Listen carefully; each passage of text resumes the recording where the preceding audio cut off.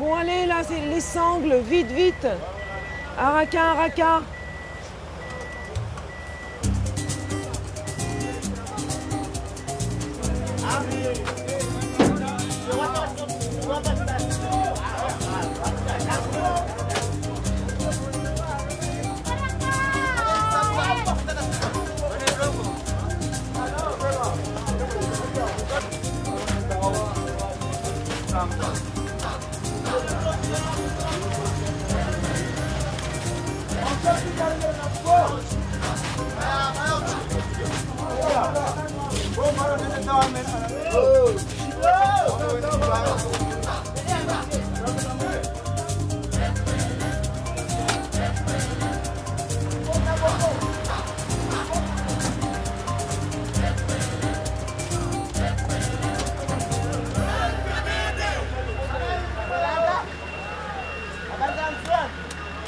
Un bon Bosco, c'est quelqu'un qui a dans la tête exactement les dimensions de la cale et qui sait, quand il voit le fret sur le quai, il sait, il dit ça je vais mettre là, ça je vais mettre là, ça dessous, ça à droite, ça à gauche. Et quand il a fini, on ne peut plus mettre le petit doigt dans la cale tellement c'est bien plein.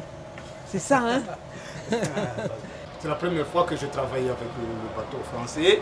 Donc la mentalité comorienne, ce n'est pas la mentalité française. Donc la française aime bien l'ordre, et aime bien toujours la droite, ligne droite. Et puis l'engagement du contrat à bord, il faut que tu la respectes.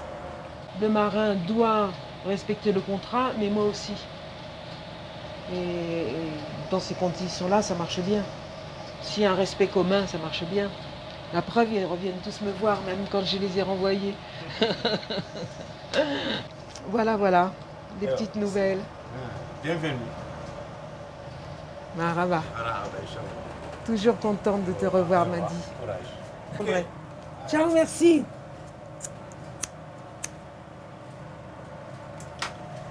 Alors je l'ai renvoyé avec regret parce qu'il était vraiment bien. Mais le premier voyage qu'on faisait vers Mayotte, alors déjà moi j'étais assez anxieuse parce que c'est là qu'on voit si les affaires maritimes vont nous laisser entrer et naviguer. Et lui, il n'avait rien trouvé mieux que me mettre une clandestine dans sa cabine.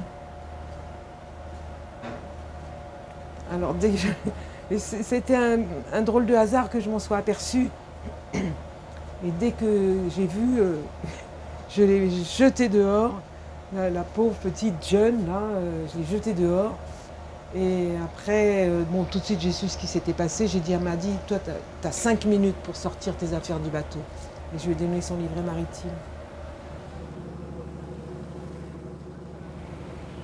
Moi, ma perception de ces clandestins, bon, déjà au départ d'Anjouan, pour monter à 25 ou 30 sur ces petites barcasses avec deux moteurs hors bord, c'est des bateaux qui font 6-7 mètres de long et ils montent à 25.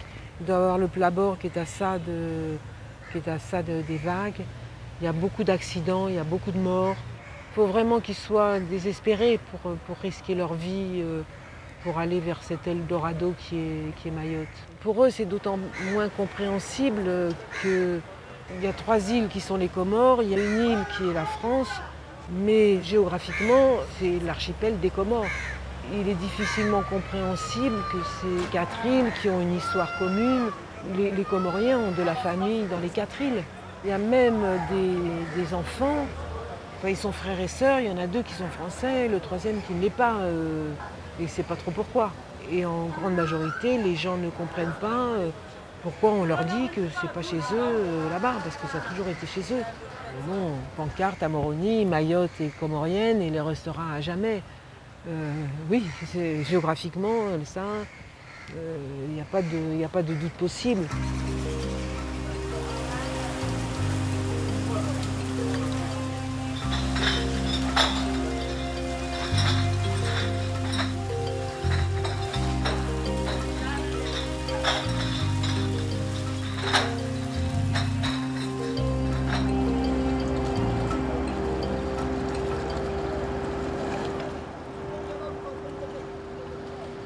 Non, c'est un gros